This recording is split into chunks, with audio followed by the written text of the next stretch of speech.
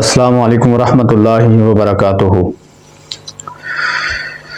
الحمدللہ وکفی والصلاۃ والسلام علی سید الانبیاء والمرسلین، اما بعد فاعوذ باللہ السمیع العلیم من الشیطان الرجیم، بسم اللہ الرحمن الرحیم۔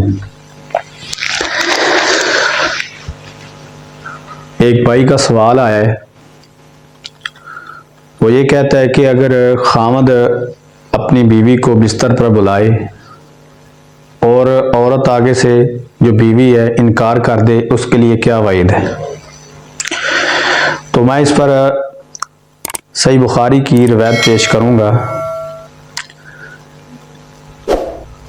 حدیث کا نمبر 5193، صحیح بخاری کی یہ روایت ہے۔ نبی کریم صلی اللہ علیہ وسلم نے فرمایا، جب شوہر اپنی بیوی کو بستر پر بلائے تو عورت آگے سے انکار کر دے تو آپ علیہ السلام کا فرمان ہے، رات بھر اس کا خاوند ناراض رہا جب تک اللہ کے پاک پیغمبر جناب محمد رسول اللہ صلی اللہ علیہ وسلم نے فرمایا تو صبح تک ساری رات خاوند بھی ناراض رہا اور صبح تک فرشتے بھی اس عورت پر لعنت بھیجتے رہے، لعنت کرتے رہے ساری رات صبح تک۔ ہاں اگر شرعی کوئی عذر ہے، شرعی عذر مطلب نفاس کی حالت میں ہے تو پھر انکار جائز ہے، اگر حیض کی حالت میں ہے انکار جائز ہے۔ ہاں اگر خاوند کوئی الٹی سیدھی دوائی کھا کے اپنی بیوی کے پاس جاتا ہے پھر انکار جائز ہے۔ غلط طریقے سے مثلا بیج والی جگہ ہے اس سے ہٹ کر جو اگر وہ ہم بستری کرے گا بیوی سے پھر انکار جائز ہے۔ اس کے علاوہ بیوی کے پاس انکار کی کوئی گنجائش نہیں ہے، جب مرضی اس کا خاوند اس کو بستر پر بلائے، دن ہو یا رات ہو، رات کا کوئی بھی حصہ ہو، دن کا کوئی بھی حصہ ہو، عورت کو انکار نہیں کرنا چاہیے۔ اگر وہ انکار کرے گی، خاوند جب تک ناراض رہے گا تب تک آسمان کے فرشتے اس عورت پر لعنت بھیجتے رہیں گے۔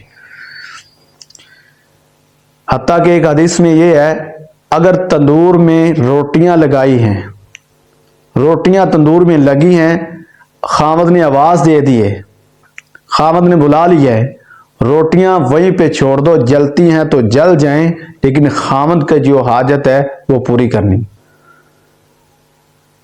آپ علیہ السلام نے خاوند کا رتبہ کیا بتایا؟